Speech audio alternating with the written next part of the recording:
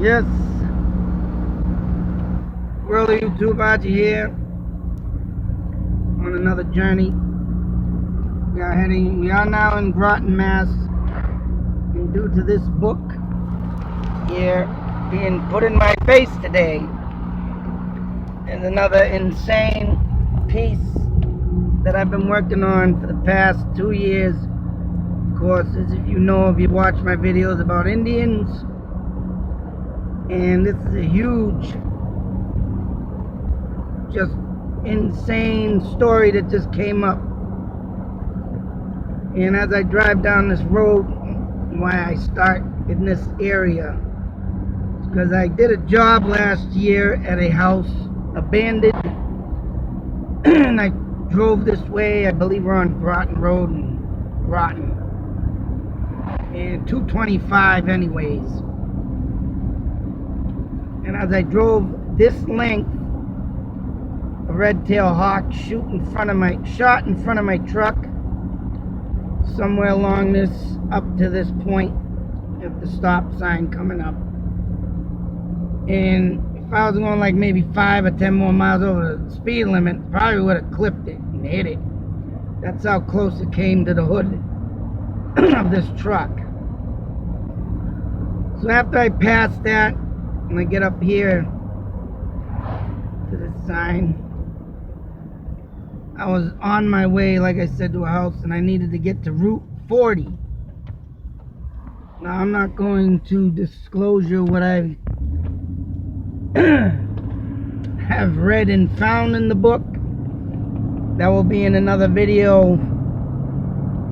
But, oh man, I'm just mind blown away once again of what I have found.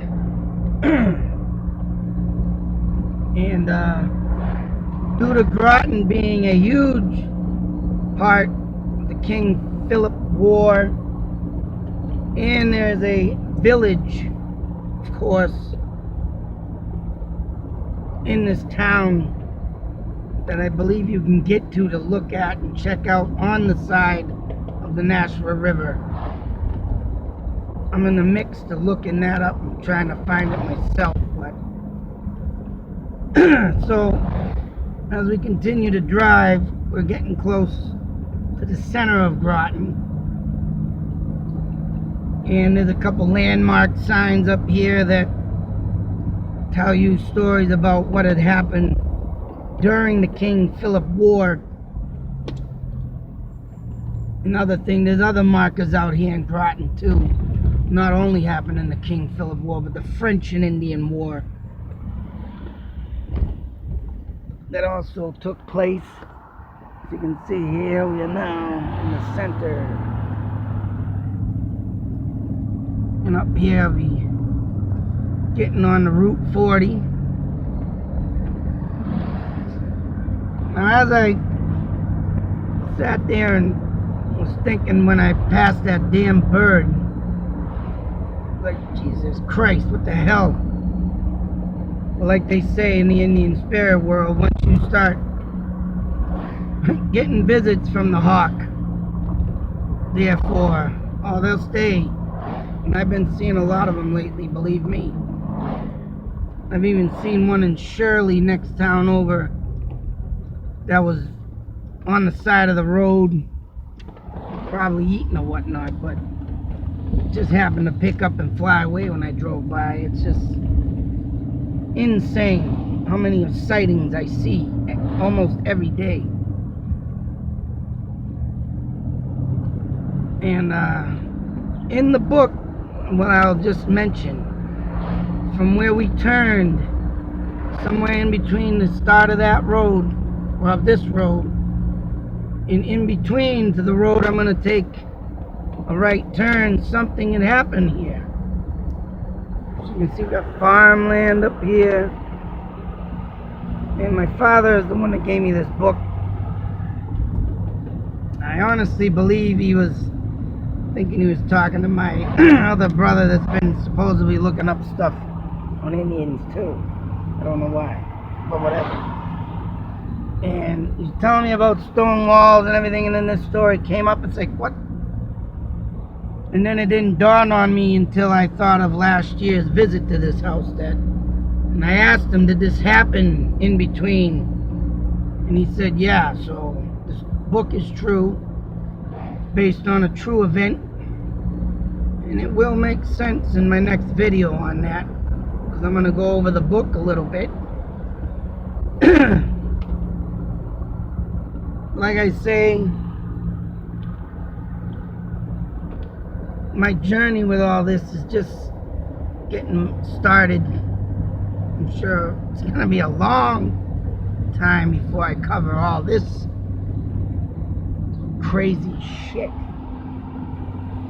But as we grow closer to the road, as you can see, there's swamps down here behind these houses. So, farmlands and meadows. Of course, Indians used to hunt through those. And not too far from this point leads into Air, Mass, which Air used to be Groton back in the day, before they cut them all in pieces because just too big at the time or whatnot. But there are more Indian dwellings throughout these towns that people just don't know about, and I don't think they're in books either. And the reason why I know that is because my father used to do the same thing. He would travel through the woods and look for old Indian burial grounds. So, yep, a lot of history throughout these towns, and this one just blows my mind, because looking up as much as I have, like I said, in a lot of things don't come up. This one never came up, so only into this book. And I never told my father what happened about this hawk. So here's the road that I took a left turn on, and as soon as that right turn, left my other way, this telephone pole right here.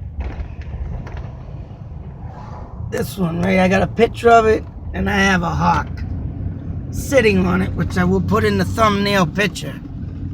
But I just want to show you. And that telephone pole, when I came from this house, I was going to dump some metal, and the hawk was sitting right there.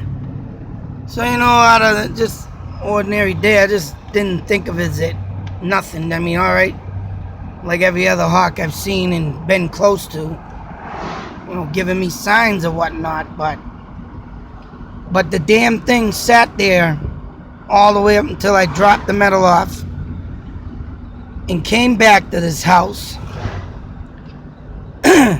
And that was like at least 45 minutes. 45 minutes. That bird just sat on that telephone pole.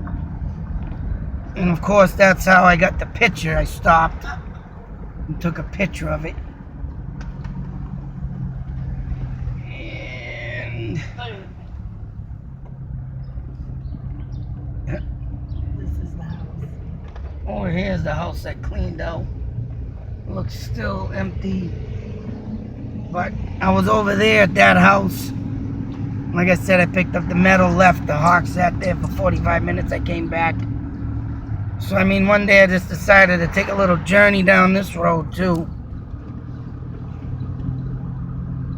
Actually, I did mention something about this road to my father, but still I didn't mention the bird to him or anything. But I just wanted to know, because of the way this road is designed and how they made it through this area, you're going to see that, yes, this is a quite massive dwelling for Indian tribes, especially all the waterfront. And my father said his aunt lived down here, and he used to come down here as a kid and go swimming in the local swimming hole. So just give you a little visual of what it looks like down here, as you got huge gullies, and this road is like on a pitch over all the gullies, and it's like swamp area. It's just a fucking narrow, insane road. Why they built on this is beyond me, because boy, you get some kind of drunk coming down here, boy. He's whipping and or going off a cliff or going in the house or it's gonna be doing something, but you can see the high mountain light type road we go up. And it's just insane. So, but like I said, all this I will reveal when I go over the book. And that spot I showed you in between that telephone pole swamp area, all the way to the beginning of the town. Insane, just insane how this story goes. And like I said, I never knew nothing about it. It never came up. And I've been looking at all these goddamn chipmunks. Go home, Alvin. But like I said, I've been looking into all these damn friggin' things.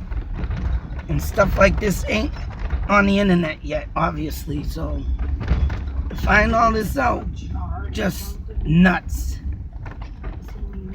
But, anyways, yeah, I went down the wrong fucking road. Shit. Yeah, whatever. But anyways, the whole area is a gully. Yeah, I'm gonna get out of here, but oh, there, over there, look at that. That's an Indian trail. Everything up through this area is Indian. So, I went the wrong way, so I'm gonna cut the video short anyways, but just be looking out for the next video for that book of what I go over, what I found, and it's just, oh man. But anyways, world of YouTube, be safe, take care, and another story found, not on the record, and due to me having all these signs, I'm on the road and path of a journey to somewhere. But till then, be safe, take care, out.